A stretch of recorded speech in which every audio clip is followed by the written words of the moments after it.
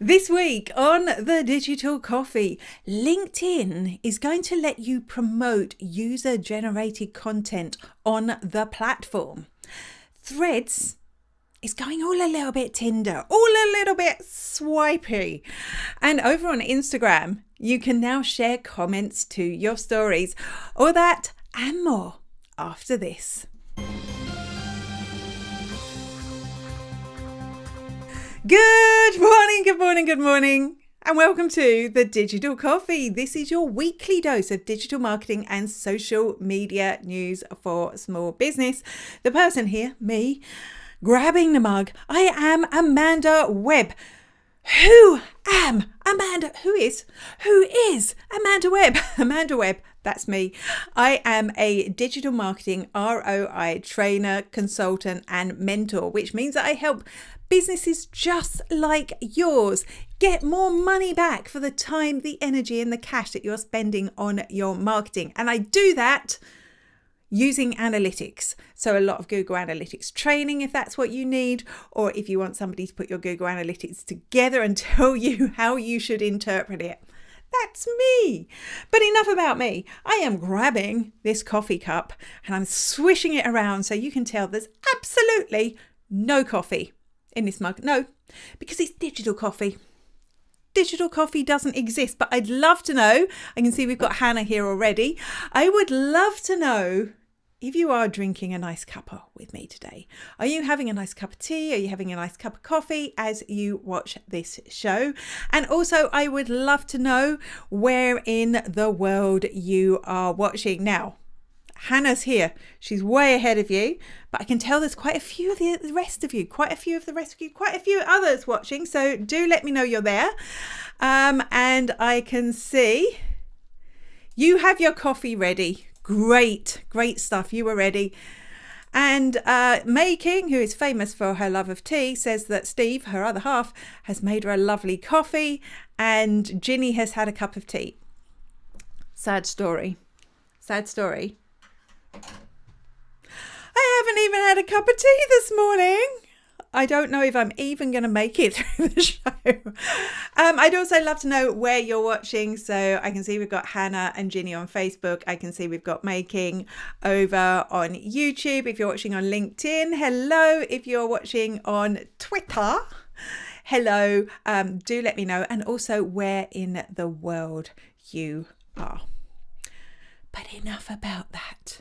You're here for the news, right? So I know this is a really short trailer, so I'm going to grab my notes, make sure I'm in the right place, and I'm going to hit the button. Hi, I'm Charlie Lawrence, and you're watching The Digital Coffee with Amanda Webb. Creators are totally becoming a thing on LinkedIn. So these are people who create content. You can hire them for your business. You can send them some product. You can get them to do stuff and talk about your business. But as trust in creators wanes, there's also this new kind of content from micro creators and micro influencers that was popping up that we would call user generated content. So that's just people who use your product that talk about it online.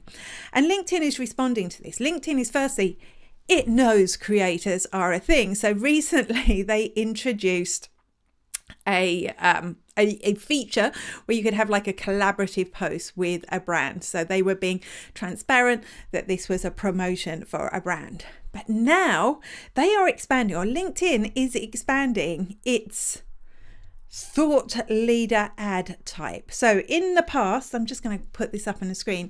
In the past, you could, as a business, promote thought leader content from employees, but it's expanding this now into user generated content. So whether you paid for it or whether it's free, you'll be able to go through, you'll be able to search for content that mentions you, and you will be able to put some ad spend behind that content.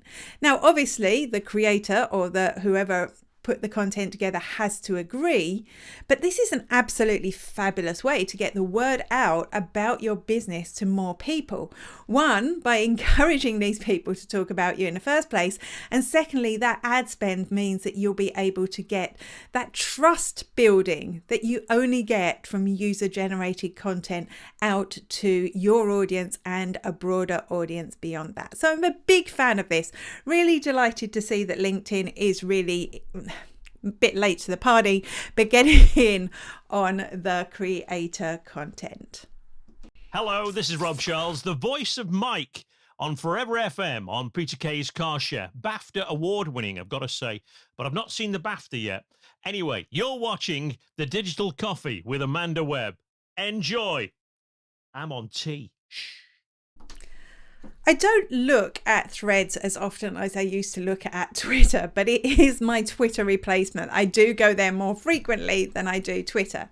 And I logged in the other day and there was a post from Mark Zuckerberg himself, announcing that you could now swipe content on the platform. Swipe content much like you might swipe content on Tinder. I've never used the dating app. I've never used Tinder, so I don't really understand the whole swipe thing. I'm not sure which way is good and which way is bad, but apparently swipe left. So that's that way, right? Swipe left if you don't like a piece of content, and swipe right. No, that's the wrong way around. Swipe left. Yes, see, I'm going to mess this up big time. Swipe left if you don't like a piece of content, swipe right if you do. And the reason that you would be doing this is you are telling the algorithm what you're interested in. Which, to be honest, even though I find it a little bit confusing not being a Tinder user, it's a much better way of saying that than, sometimes you'll see posts on Facebook and underneath, or LinkedIn even, and you'll see underneath, did you find this post helpful? I mean, I see that and I go, I don't know. Whereas I'll be able to do this on every single post. Now, this could be great if you get it right. My worry is somebody who hasn't used dating apps, I could end up swiping the wrong way and totally ruining my algorithm. I do kind of like it. I do like the simplicity of it, but yeah, going to take me a while to learn how it works. Good morning to Sarah, who says morning. Let me know what's in your cup, Sarah. What are you watching? You're watching me. That's what you're watching. What are you drinking? You're watching The Digital Coffee with Amanda Webb. I like this update. Instagram has been testing this for a while, but it seems to have been rolled out to all users now. It's definitely been rolled out to all my accounts. And this is the ability to share comments from your posts into stories. Now, I love this because we know that comments are the most valuable social interactions you can get. Somebody's gone to that effort to leave a comment. One, it tells you that you're resonating with your audience. Two, it tells the algorithm, no matter what platform you're on, it tells the algorithm that your content is resonating with your audience. And thirdly, after your first comment, you tend to get lots more comments. So being able to reward and promote and push the fact that these posts get more comments, I think is fantastic. So I don't use Instagram much, but I'm doing a little boast here because Anne Handley, if you don't know who I'm talking about, look her up. She is like absolutely one of the best people. Left a comment on my Instagram post. So now I can boast about that by sharing it to my story. Now, to see if you've got it, it's not as intuitive as you would expect. Let's just get that off the screen. You have to go to the comment and swipe. Yeah, it's all about the swipes these days. You have to swipe, and when you swipe all the way across, you'll actually see there is a little button. It's kind of like a little dotty circle with a plus inside it, and that's the button that you click to add your comment to the story. I love this. I'm sure it's going to be totally abused. Like, don't be using it to start an argument. Just don't do that. Don't do that. Use it to start a conversation. Yes, some of your conversations are actually arguments, just be aware of that. But I think this is a fantastic update. Hi, I'm Kyra Fingleton from Glamping Under the Stars, and you're watching The Digital Coffee with Amanda Webb. How can you get customers who are very close to buying from you to actually buy from you? Well, one tried and tested way is promo codes, discount codes. We know a little discount code can be the one thing that pushes people over the edge and makes them buy. Now, there are upsides and downsides with this, but there you go. The other wonderful thing about discount codes, it means they're trackable. When people use a discount code, you know where people came from, you know where they heard about you from. So if you've created them, you do, even though you're losing a little bit of money each time you use one, you do want to know where that came from. And that can be difficult because maybe somebody, and we're talking about Instagram now, maybe somebody sees an Instagram ad that includes the discount code, but they forget about it when they go to check out because that was 2 screens ago, right? Now, Instagram is going to make it much easier for people to use your discount code. So as you can see here, the post has a discount, it's going to rotate. The post has a discount code on it. When they click through, they're prompted to use the discount code automatically when they check out. And that means more measurable, which is better for all of us, right? Well, not all of us actually, because this only works by the looks of it, because I haven't tested it, only works with Instagram shops. And for those of us in the EU, yes, those of us in Ireland, it's okay if you're in the UK, you still have them. We don't have shops anymore. No, Meta decided to take them away from us because they're having a little bit of a spat with the EU. So, nice feature, but I'm going to do another while I find a button to press. Oh, is it Louise? I'm Louise Brogan, host of LinkedIn with Louise, and you're watching Digital Coffee with Amanda Webb. Now, tell me this. Have you Have you contributed to a collaborative article on LinkedIn? I have. Have you?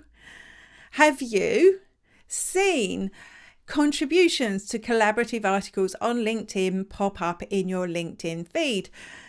Yes! Of course, we see them all the time, right? If you spend any time on LinkedIn, they are there. Have you ever read a full LinkedIn article, collaborative article? No, but apparently lots of people do. They get a lot of readers on these articles. So somebody out there is actually reading them. So much so that LinkedIn have decided to add some new features to these articles. Also for them, it's great for dragging people into LinkedIn. It's great for SEO. People contribute because they're incentivized to do so. They say that if you leave a certain amount of comments or get a certain amount of engagement on them, that you're going to get a special badge. Now, I care about a special badge on LinkedIn about as much as I care about football.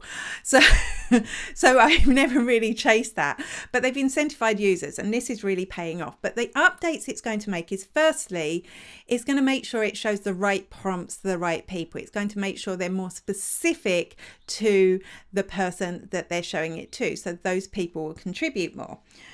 It's also going to add an unhelpful button, which I know is going to be abused, right? So that people will be able to say a particular contribution is unhelpful. And actually, even though I know it's going to be abused, it's not a bad idea because people are using this in order to boost their reach on LinkedIn, in order to get those badges. And sometimes they just put like a terrible AI response, or 2, something they haven't really fully thought out just to get that extra reach. So the unhelpful button, yeah, it's going to be bad. But anyway, they're also expanding into more languages. But the most exciting thing, as far as I'm concerned, is that is that the right one? Yes, when you do a search on LinkedIn, one of the filters that you're going to get for that search will be collaborative articles. So it'll be easier to find articles to contribute to, but it'll also be easier to find articles to read. So obviously, if you've got something smart to say on a topic, but only if it's going to be smart. Contribute to those posts because it's a really great way to raise awareness of you and what you do and your expertise amongst a much broader audience. I can see we've got a comment from Hannah here. Let me put my glasses on, who's weirdly on Facebook. Normally I'd see her on LinkedIn.